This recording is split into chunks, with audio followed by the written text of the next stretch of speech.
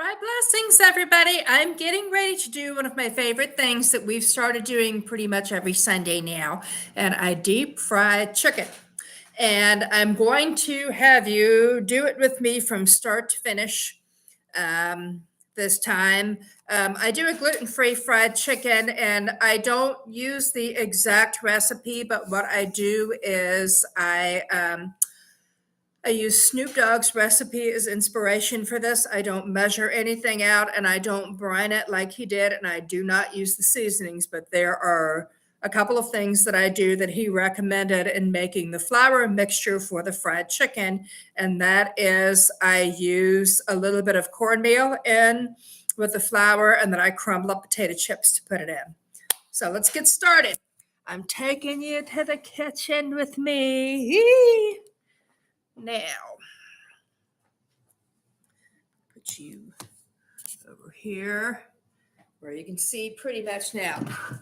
What I use is an electric skillet because that way I can control the temperature. The first thing I do before I get anything ready is I plug it in and I turn it up to 375 degrees. Then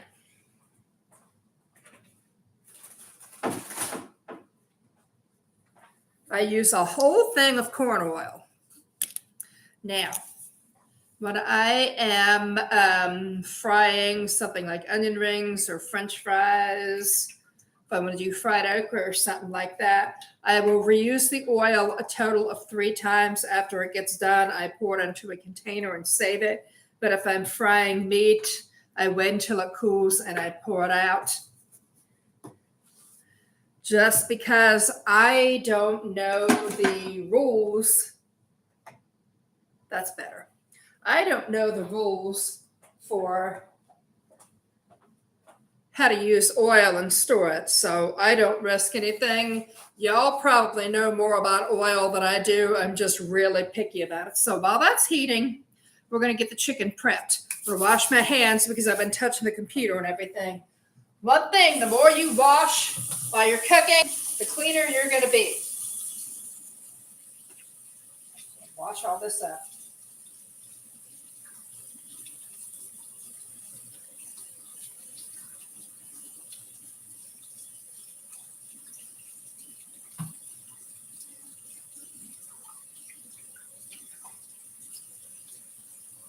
Okay, one thing I'm going to have you think about when you're doing your cooking, when you wash your hands, do you rinse all the soap off?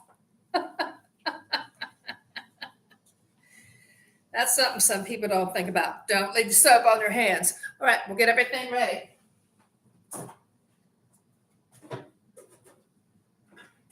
So I'm getting everything out right now as we speak.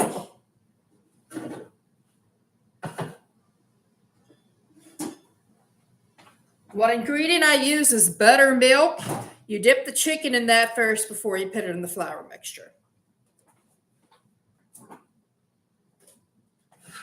Got our buttermilk.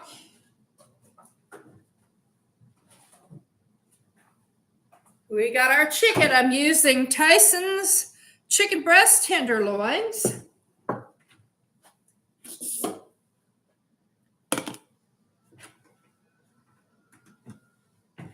Now, another thing I do, I use a fairly good sized container to put the flour mixture in, and I'm making a line of things right now. What I do is I double fry. So after the first fry, I'm going to take the chicken out, put it on this, and let it cool a little bit. And what I handle the chicken with are tongs. This is a nose grabber. He got away. All right, so what I use is gluten-free flour, and the kind of gluten-free flour I use is Pamela's Artisanal Blend Measure for Measure. This is a rice flour blend, and the ingredients are brown rice flour, tapioca starch, white rice flour, potato starch, sorghum flour, arrowroot starch, guar gum, sweet rice flour, and rice bran. That's what I use.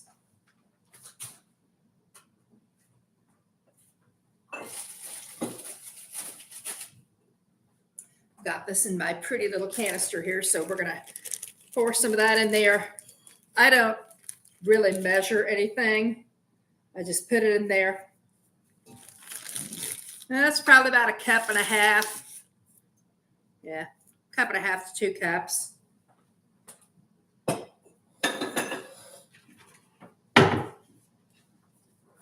Then I put in some cornmeal.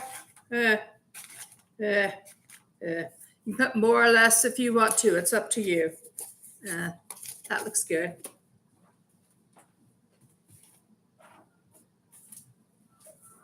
Salt.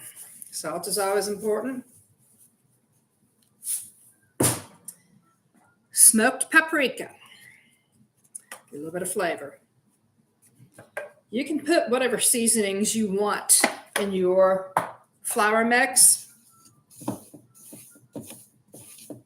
lot of people will put in garlic salt or onion powder, black pepper, cayenne pepper. I don't use any of that. All I need is the salt and paprika. The cornmeal gives it a more complex flavor and a good crunch. And then the paprika will give it a little bit of a smoke flavor without going overboard. And also it helps with the color. So I'm going to put this stuff away. Now, this idea came from Snoop Dogg. Potato chips. I do use the kettle cooked ones in there. A little more. There we go.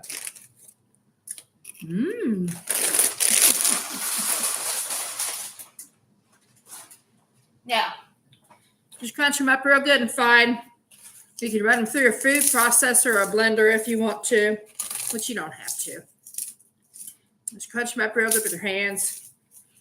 You can also put corn flakes in. That's really delicious. You can put in tortilla chips, nachos. If you want them spicy, put in spicy Doritos. Use Pringles. Use whatever you want. The wonderful thing about fried chicken is that everybody who makes it makes up their own variation. This is the variation that I have found we really like. Still crunching up those potato chips. Still waiting for the heat to rise up. Now this is going to take a little bit to do the frying, but we're not quite 10 minutes in. Don't put that chicken into fry. Don't put your meat into fry until the heat is right. That's the secret to good frying, getting the temperature just right. Now, some recipes will call for a lower temperature for the first fry and then a higher temperature for the second fry, but that's just something that I've personally not done.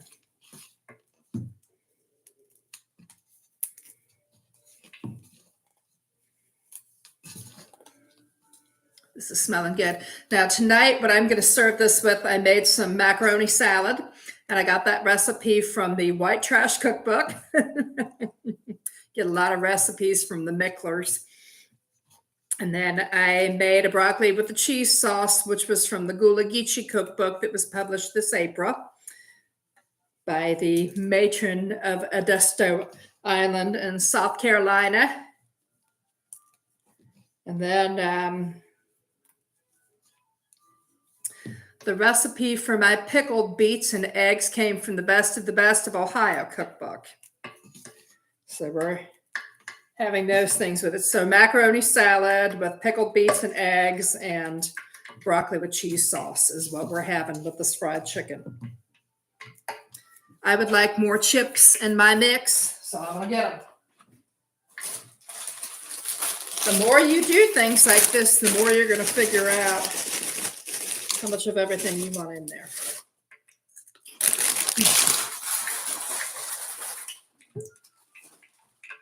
The reason I buy the chicken breast tenderloins is they're already cut up to the size that I want them. I'm baking chicken fingers tonight. Another thing that you can do is recommended by Snoop Dogg is to brine your chicken for at least 4 hours, even overnight, and sugar and salt and all kinds of delicious things, orange peel, bay leaf, and then pat all that dry. before you do the next steps. I've actually never brined the chicken myself. Maybe I should. You can try that if you'd like to. That is a step that I've decided I'm not going to take.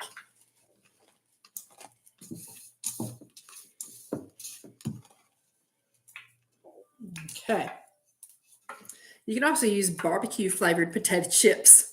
My favorite barbecue chips back in the day when I used to sit and eat a plate full of chips was the Gruppos. Now, they're not as crispy, but the flavor.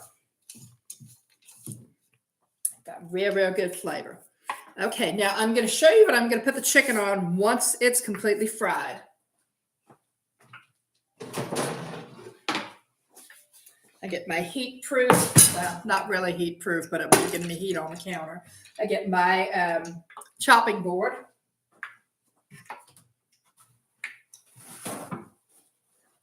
And the paper towels. That's it.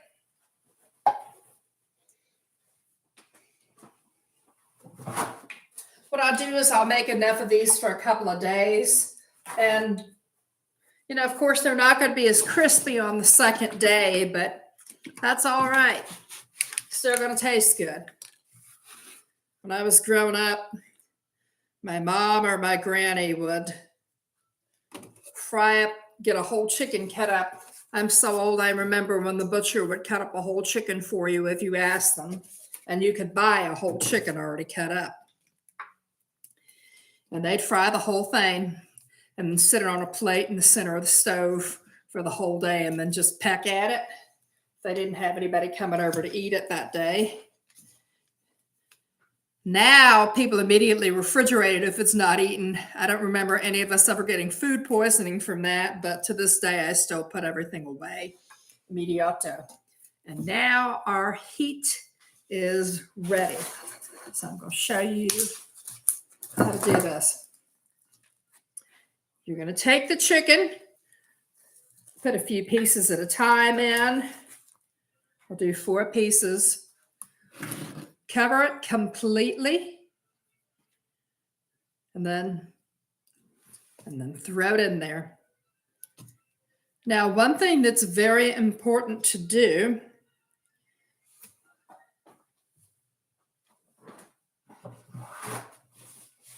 is to pat the flour mix into the chicken so that it holds on there. Now, here we go. Don't you pop it. You hear that pop? That's why I've got this on. April, don't play. So roll that up real good. Get that coated real good. I may have to do this in a couple of different batches. You don't want to crowd your chicken when you're frying it. So I'm going to show you this. I just pat it in there real good. Okay, you pat it in there so it's covered real good. And you just drop it in the oil and you let the oil do its thing. As these are frying, some people will batter the chicken and then let it sit and rest. I never do that. I don't know if it makes a difference because I've never tried it. Ours is good enough. I've not had to do that. Pat that in there real good. This batter works real well with catfish too. Yeah, I'm going to do a second batch so that I don't crowd this chicken.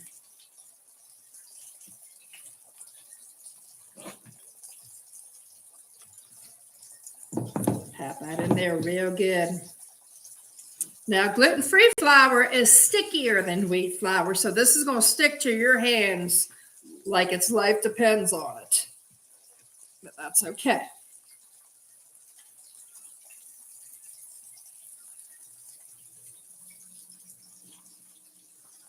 Yeah, we've got 4 more pieces. There's maybe room for 1 more, but I'm not going to bother. So this is stuck to my hands real good. We'll get it off.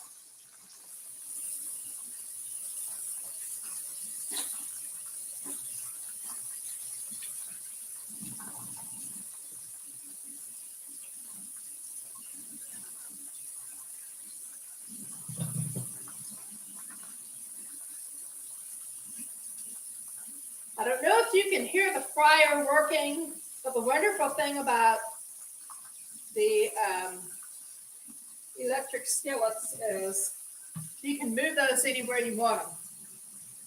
You can put those anywhere you want them to be, as long as it's a safe surface. We do have ours right on the countertop. You can put something that's fireproof under it too if you want, but I've never had to do that.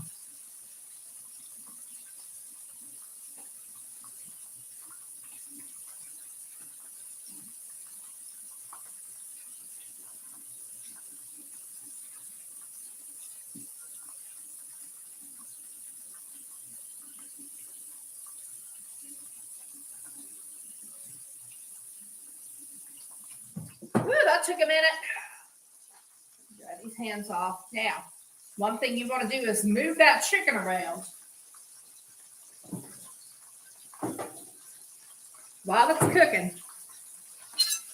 Don't lift it out. Don't turn it just yet. It's not been in there, but for maybe a minute.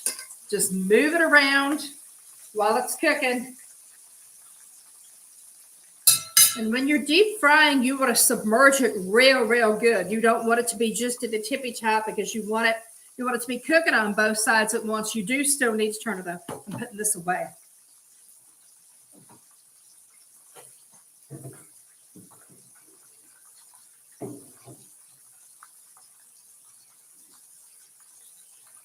Okay. While this is frying, we're going to talk about my macaroni salad, which it just looks like naked white lady macaroni salad. This is just, you cook your macaroni. This is a gluten-free macaroni that we get from Barilla. I'm going to do my first turn while I'm talking about this. Just very gently turn it. You do not want to shake that chicken or make a mess with it. You do not want to splash it. You don't want to, yeah, I'm in a bad mood. I'm going to throw this chicken. No, you don't throw your damn chicken. Respect the chicken.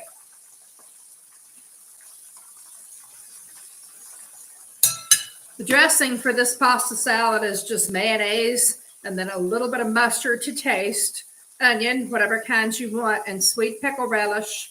And I do put in some salt, dab of black pepper, and then the smoked paprika. Gives it a good tang. It's a lovely, yeah, and this is as thick as a brick. I wanted to do a pasta salad with the Italian dressing and the vegetables in it, and my husband wanted this, so we did this instead.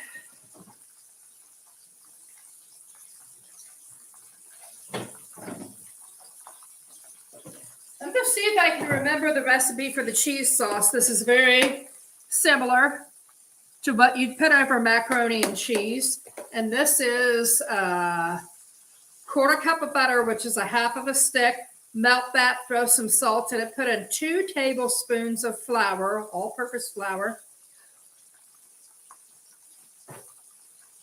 And then you put in, when that gets all pasty, you put in a cup of milk, cook it till it's thick, and then a half a cup of shredded cheese and whatever seasonings you want. Now, I will tell you what I did forget with the first batch of chicken. It's not going to be the end of the world. A little bit of baking powder there. Teaspoon, half teaspoon, something like that. It does make a difference. It's not going to be the end of the world that I didn't put it in the first batch, but it's in the second batch now. Go ahead and stir all that around. It does make a difference. It helps. For some reason, it helps the batter on the chicken to puff up more when you're frying it. It's just absolutely lovely. All right, now we're going to talk about the pickled beets and eggs. That's an Amish thing. If you've never had it, I feel bad for you. I am going to get the cookbook out to read you the instructions for that because I don't have that memorized off the top of my head. And that is from the best of the best from Ohio Cookbook. My edition is from the year of 1996. 1996 is the year I got this cookbook, so Pickled beets and eggs on page 109. And this is a very simple thing. You just want to make it at least the night before you're going to have it, at least 8 hours before. Okay, this is for a full batch. I made a half batch. 6 to 8 hard-boiled eggs, take the skins off. 2 16-ounce cans of small whole beet slices or wedges. I use the slices. 1 cup of cider vinegar. I use white vinegar.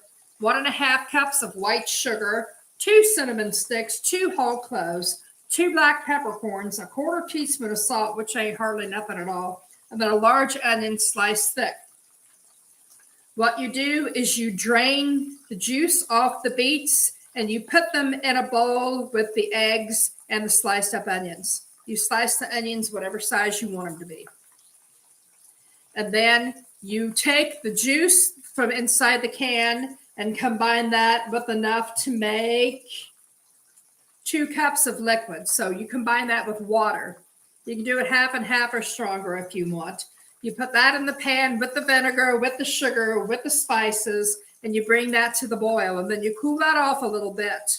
If you've used a heat-proof dish, go ahead and pour it hot over the beets and eggs and onions, and then you pop that in the refrigerator, and it's lovely. I did not have cinnamon sticks, and I've been avoiding cloves because it's a stomach irritant. So I just sprinkled a little cinnamon in, pinch of black pepper, boop, put it in there. And I used red onions for that because I do like the sweetness. And I'm turning this chicken again. It's got a nice crisp on it. So if you leave the baking powder out, it's not the end of the world.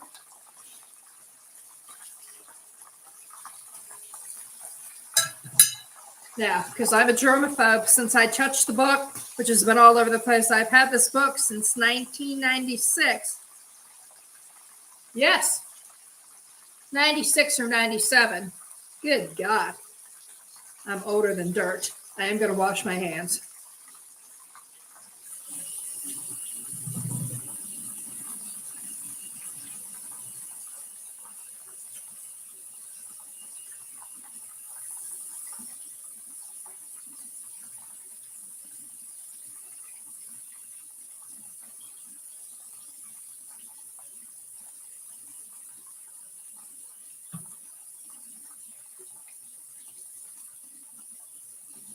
Okay, now it's really important. Dry your hands real good, or you're going to drop water in the oil and it's going to pop up and burn your skin. And you don't want that. All right, the first fry is done. So what I'm going to do, take it out. Start taking the smallest pieces out first. So you can see there's a little bit of color on it, but I do like it to be darker. Some people have a set amount of time that they'll take it out of the fryer before they do the second fry. I've never done that. I don't know if it makes a bit of difference, but I've never had a complaint about my fried chicken.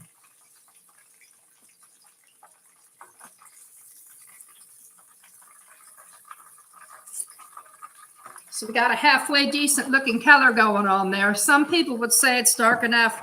That ain't dark enough for me. Okay, so you know what we're serving with this.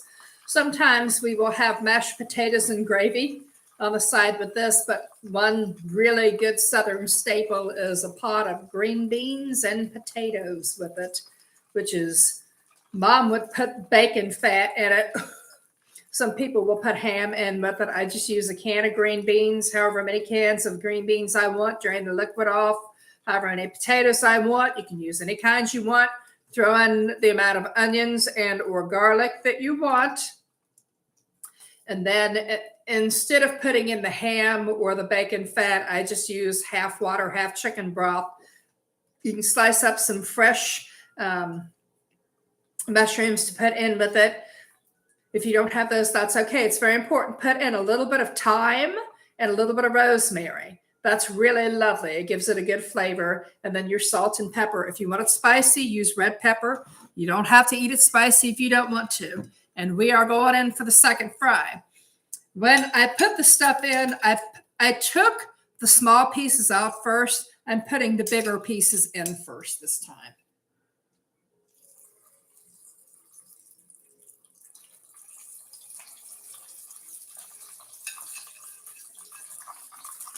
I was one of the psychics that was allowed and invited and welcomed to read at the psychic fair that was at the Magical Druid this weekend. So I was there I did a class for a couple hours, and then I was on hand to read for about 3 hours yesterday. And today I was there for 3 hours because I hadn't planned on going in today, and I wanted to come home and do this for supper. Anthony was going to be the only one there. So I said to him, "You don't want everybody to yourself?" And he says, "Well, I can only do one at a time." I said, "In regards to what?" And Seamus said, "Readings."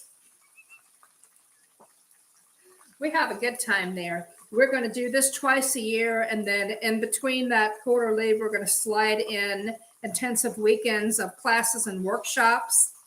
So watch for those things. I'll have those.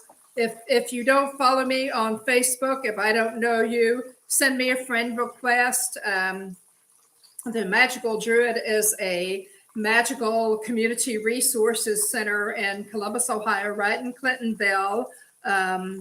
It's a wonderful place to be, regardless of what your spiritual path is. We welcome everybody who's not, a piece of garbage. And if you're a piece of garbage, maybe we can enlighten you a little bit. It's just a wonderful, safe place for a lot of people to go. There's a lot of love in that place. We're also going to be doing the Pagan family reunion at Beltane time. This is going to be my first Beltane gathering since COVID. We're going to potluck. We're going to have ritual. We're going to have a good time. So if you want to get involved in all that, and we've not met, send me a friend request on Facebook and then message me about it. Now, for me, fried chicken was a big part of my growing up, but my mom and my granny did not make a complex batter like this, and I really like this better. Using liquid on the chicken before you put it in the flour mixture means that your flour mixture is going to stick better and you'll have a better crunch. And I really enjoy that myself. Well, our first chicken finger is done. And I'm going to, this is the smallest one. So the other ones are going to need a little bit longer. I'm going to pull this out and show you this.